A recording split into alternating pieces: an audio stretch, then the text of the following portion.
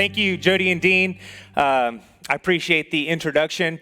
As they mentioned, my name is Tyler Rohr, and I am incredibly excited to talk to you about a very important topic, and we titled it Money Matters. As Dean mentioned, I'm on staff here at Crosspoint. I've been the director of finance for the last 8 years. Like he's talked about, some of the things that I do as the director of finance is lead classes around personal finance, and we also do quite a bit of coaching. But what I brought today to talk about doesn't have as much to do with the things that we do in our class. What I brought to talk about is more of what I've learned in my marriage over the last 14 years. For my beautiful wife, Jodi, and I, money has actually become a high point. It's a more of a bright topic in our lives. And it's not that we have it all figured out. We don't have all the answers. And it wasn't always that way. But what we're going to dive into, and what I hope that you hear from me, is we've learned how to work on the same page and how important it is to be on the same team with our money. And that has taught us to do the same thing in other aspects of our life as well. So, like I mentioned, the subject of money, it's often a point of contention. But for you, if that's what it is for you, it doesn't have to be. Let's go ahead and move along there. Sorry. Okay, so you may have heard these stats. Money fights and money problems is the number one cause of divorce today. So we're doing this breakout today on money fights and money problems. The number 2 cause for divorce is around sex and conflict in sex. And Kurt had a great breakout around sex, and that was an incredible topic. And I don't remember what the number 3 was, but if you're in my house, it's which way to put the toilet paper back in there. And my wife will attest to that. And we don't have a breakout around toilet paper, but I have something to teach you, and that's that beards are cool, but mullets are not. Okay? Write that down. So, if you men and you husbands are like me, then you're a fixer, right? You want to fix things. Or if you see that there's an opportunity for things to go wrong, then you want to do whatever you can to prevent it from going wrong. And I'm the same way. So, for example, I know that the number one way to prevent an injury in a car accident is to wear your seatbelt, right? So, my family and I, we always wear our seatbelt. I know that the number one way to keep from getting holes in my teeth is to brush my teeth every morning and every night. So obviously, we brush our teeth around the Rohr household. I also know the number one way to prevent any disappointment as a sports fan is to never root for the Dallas Cowboys, right? It's simple stuff that we want to go and we want to fix it.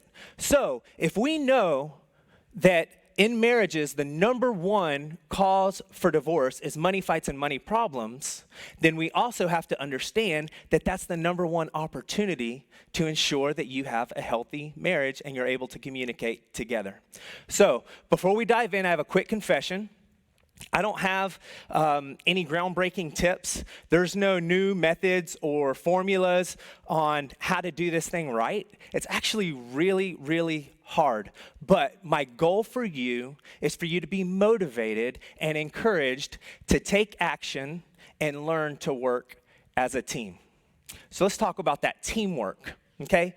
Think about some teams that you've been on in the past.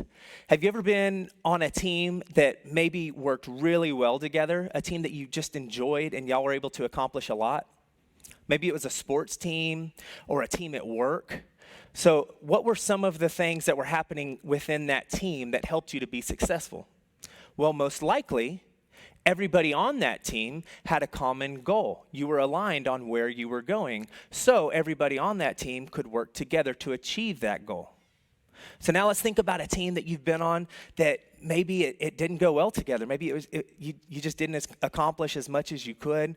I'll tell you a great story. I actually have the privilege of coaching my son in baseball. And recently, we've joined the cult of select baseball.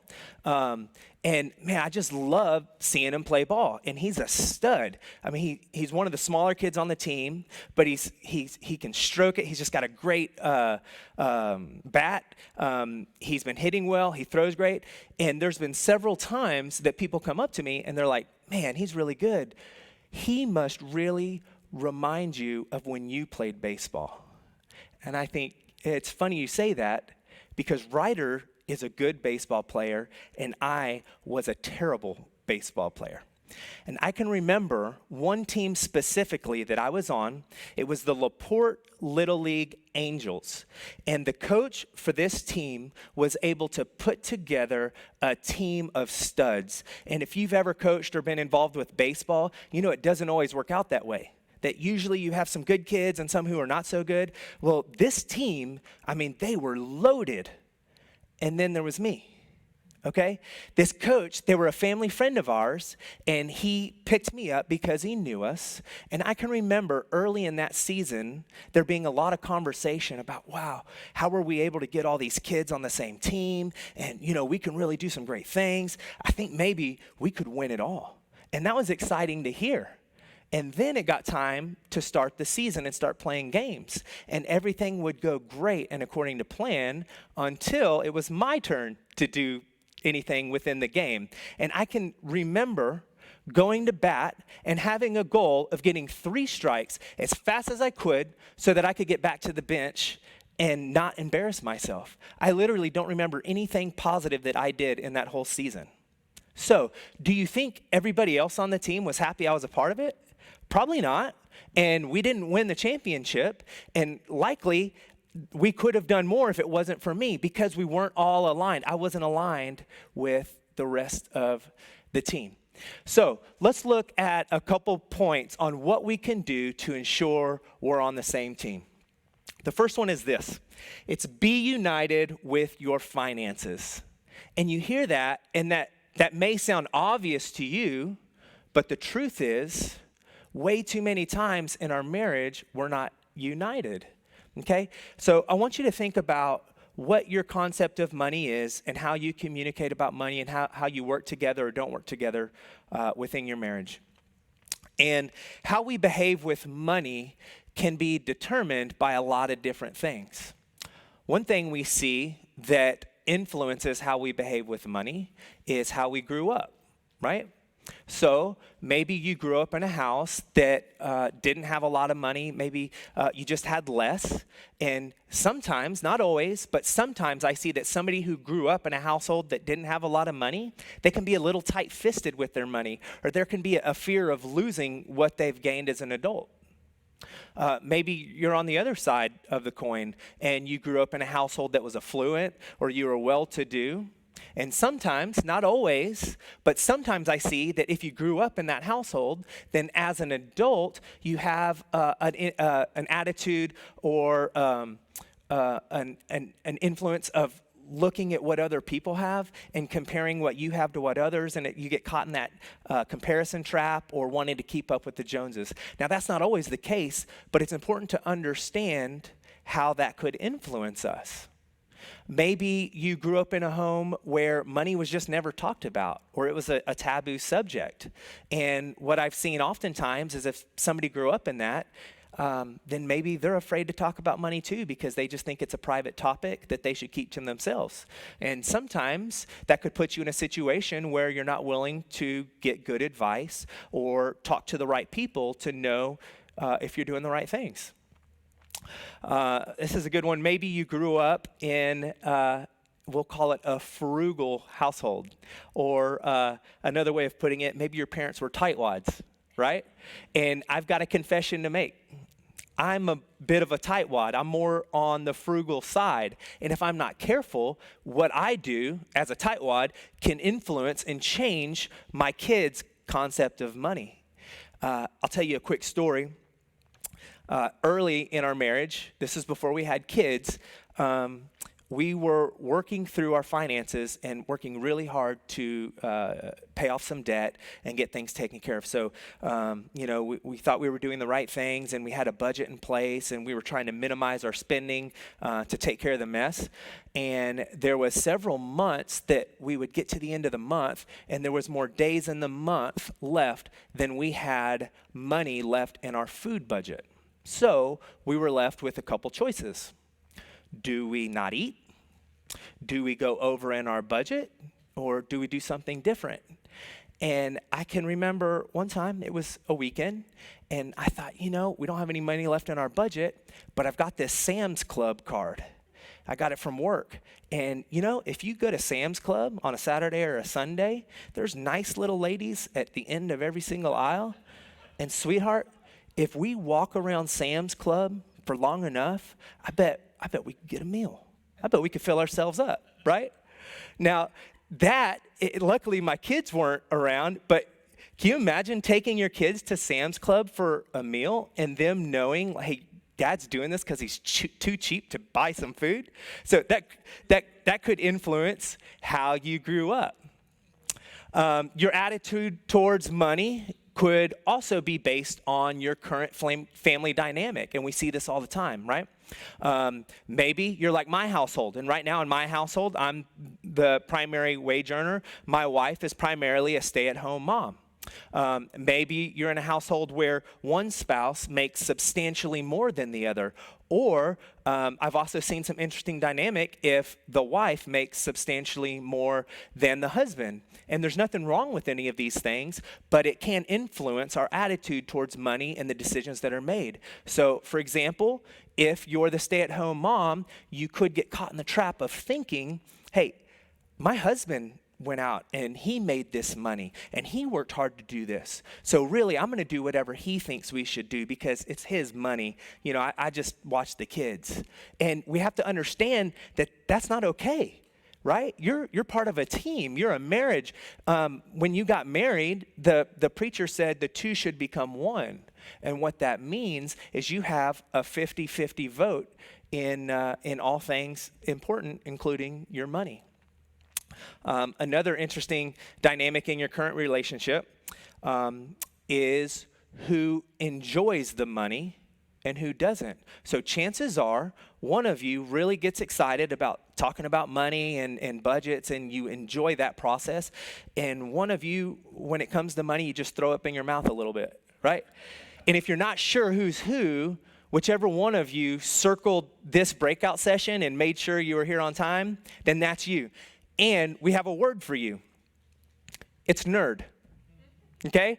And I can say that because in my house, I'm the nerd. I love it. I love talking about money. But it's important for me to understand that just because I get excited about talking about money and doing our budget and looking at a 5-year investment strategy and the potential earnings and what it could look like for us, that I can't expect my wife to have the same excitement as me. And it's also important to know that if you're not the nerd, you can't just pass it off. You need to participate. And it doesn't mean that that's what you need to do for hours a day, but you still have that vote, like we talked about.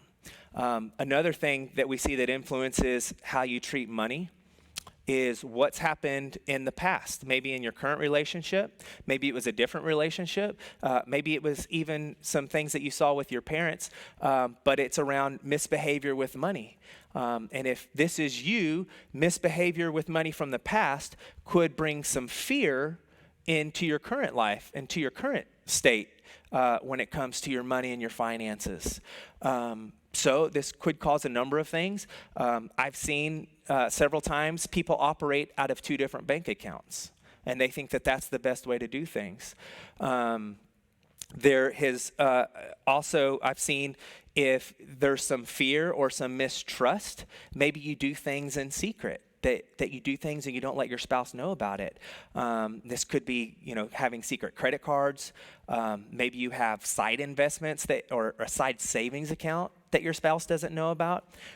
We actually have somebody that we know who recently told my wife if she ever wants to spend money and not let her husband know about it, she buys groceries on the debit card and pulls cash out. So there's no record of it.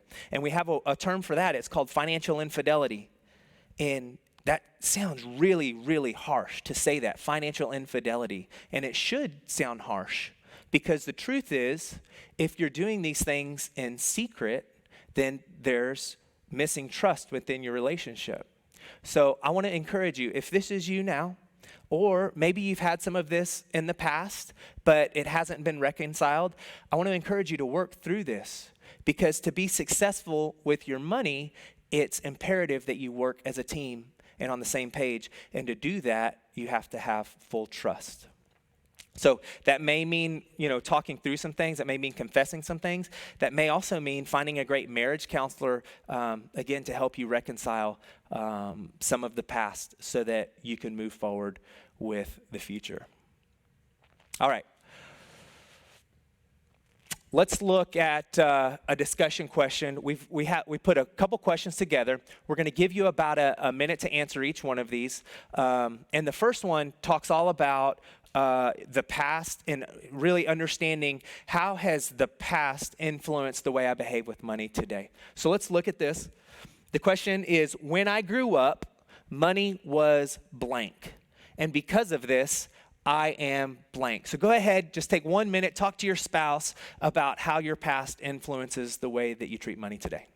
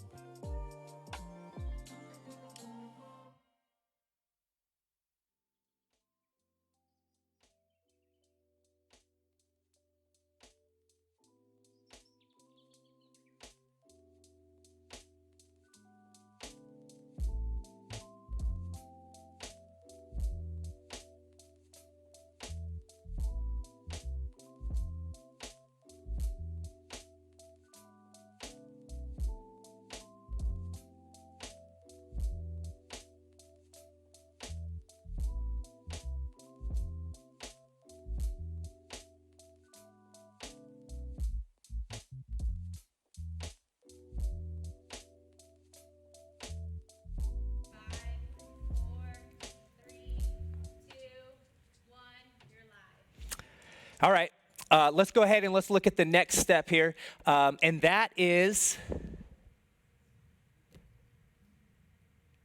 here we go, to set your goals and your dreams together. I mentioned money is a highlight for us, but it hasn't always been that way, and I want to dive into that a little bit. Early in our marriage, when we got married, I brought in 100% of the debt.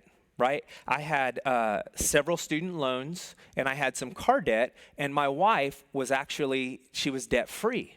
And I can remember shortly after returning from our honeymoon, sitting down with Jodi, because I had a game plan that even though we had this debt, you caught that? We, because the two should become one. I had an answer to get us out of it. And I knew what it was going to take. And so I did what any good newlywed husband would do. I sat down with my wife and I said, listen, Jodi, here's what we're going to do. We're going to live on like nothing. We're not going to spend any money, okay? I know that we have all these newlywed friends and they do fun things and they go out. We're just not going to do any of that right now, right?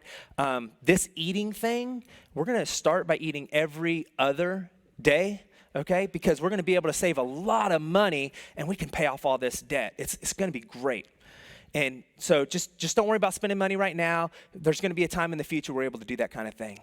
And I remember her talking about it and her saying, well, I need to go to the stylist. It's time for me to get my hair done. I'm like, well, yeah, you want to get a haircut? That's cool. Yeah, we could probably swing that. Go ahead and get a haircut. What? $200? It's $200 to get your hair cut? Listen, babe, you may not know this, but in college, I was the go-to guy for cutting hair. So why don't you just bring those clippers over here? Let me fix you right up. Oh, you need to get your tails done, your nails done too? Hey, no problem. Give me that paint. I'll fix you right up, right? So that may sound crazy and it may sound sarcastic, but the sad thing is that conversation didn't go much different than what I just laid out. So do you think that we ever got on the same page at that point with our money? In my head, I thought we have a mess. We're going to clean it up. These are the steps that we're going to take to clean it up. And from her perspective, all she heard was, hey, you're a newlywed couple. You've got friends doing fun things. We're not going to do any of that. You can't go out to eat. You can't go out with your friends. You can't get your hair done. All she heard from me was, no, no, no. You can't. You won't. Don't do that. Okay? Here's the sadder part.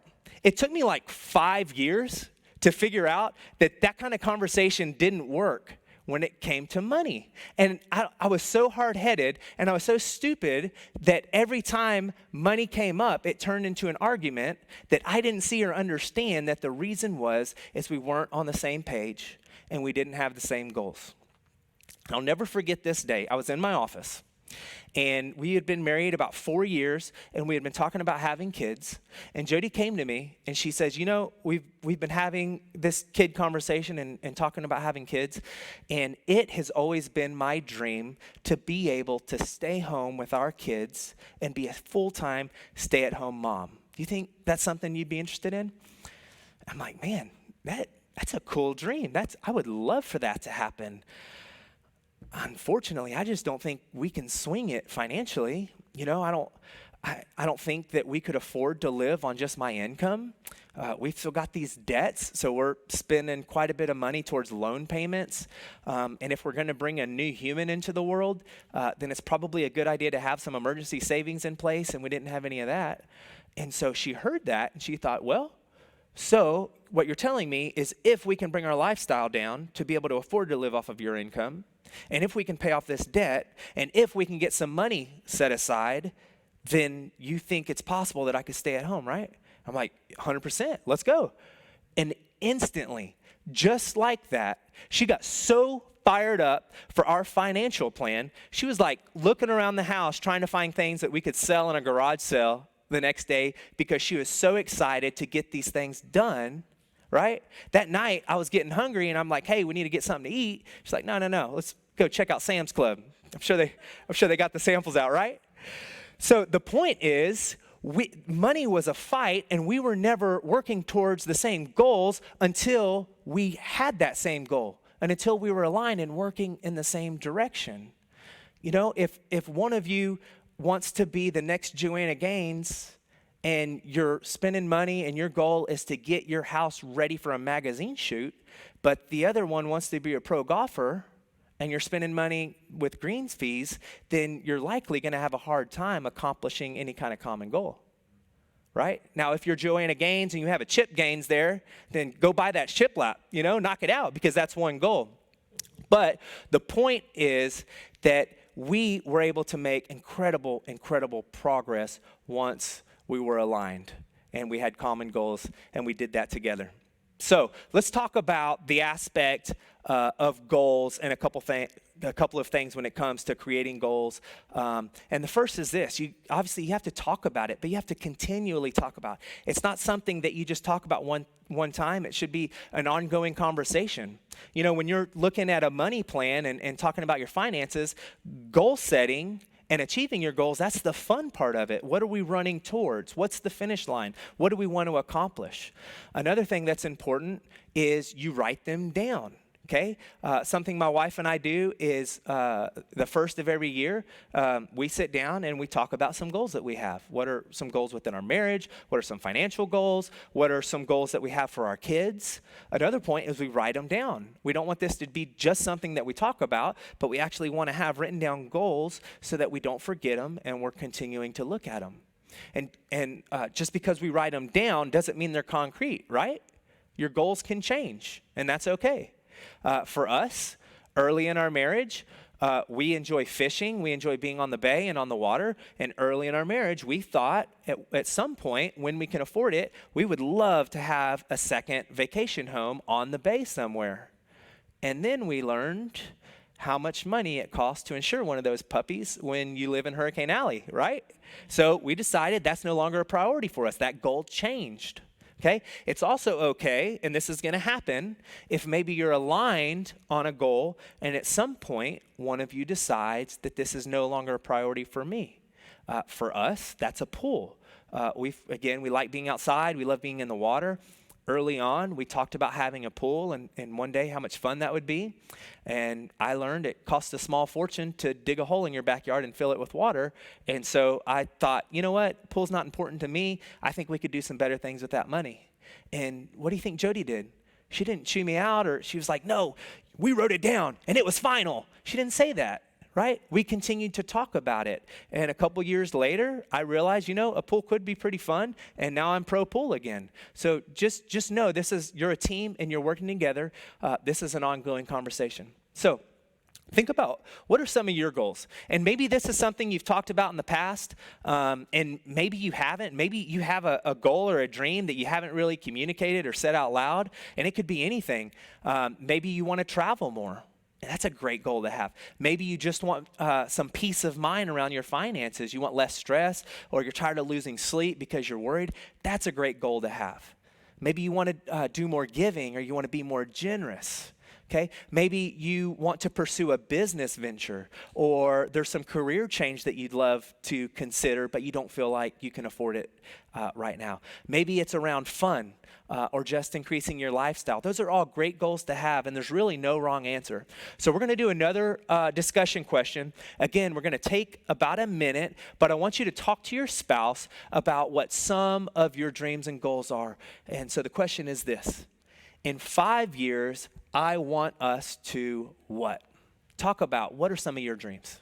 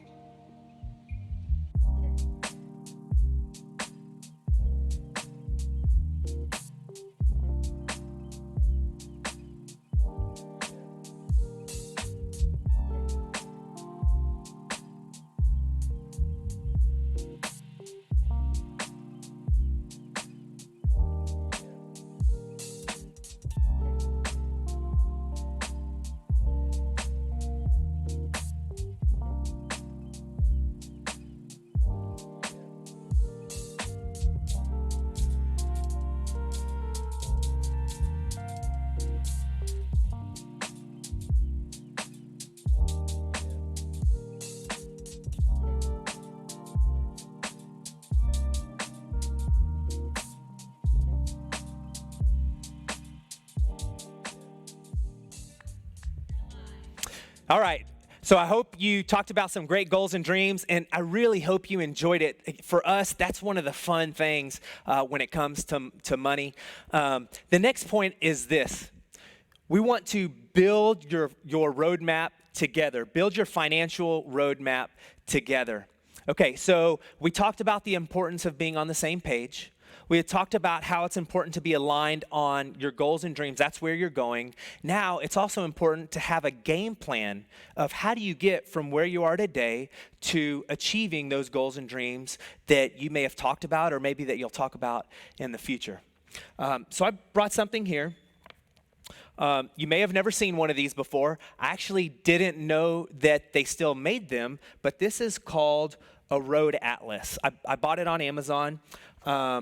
So today, if you want to go somewhere, there's the Waze app. That's a real popular app. You plug in where you're going, it'll tell you exactly how to get there, based on the traffic and whatnot. So before Waze app, there was like your Apple Map or Google Maps. So before Google Maps, or the Apple Maps, there was this company, they're still around, but called Garmin. And back in the day, Garmin primarily made GPS devices. It was this ugly box that you would suction to your windshield. It took you like 5 minutes to type in where you were going, and it would tell you how to get there, right? That's the Garmin.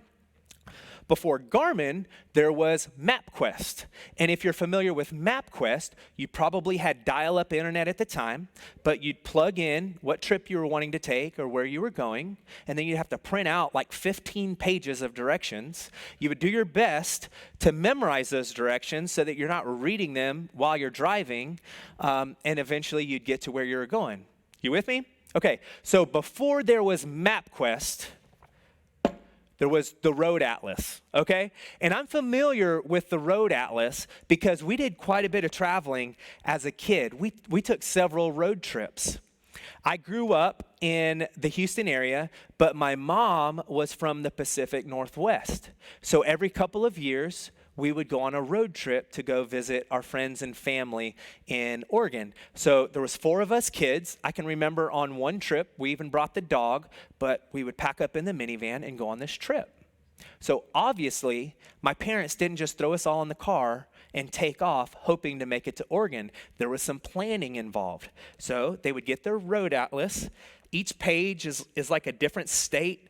Some pages are cities, and they would map out with a highlighter exactly where they wanted to go. And your financial journey is not much different than the idea of planning out a trip. You need to know where you're starting. You need to know where you want to go, and then you need to build a plan on how to get there. I can remember on several occasions we'd be driving, and we would see a sign that says there's a major road closure, or maybe there was some construction that we'd get stuck behind. And so my parents would get out the atlas and they'd say, okay, we didn't expect this to happen, but let's go ahead and make a detour. And if we take this exit, then we can go around this city and hit the interstate here on the other side. And that's going to happen too in your financial journey. Unexpected things come up.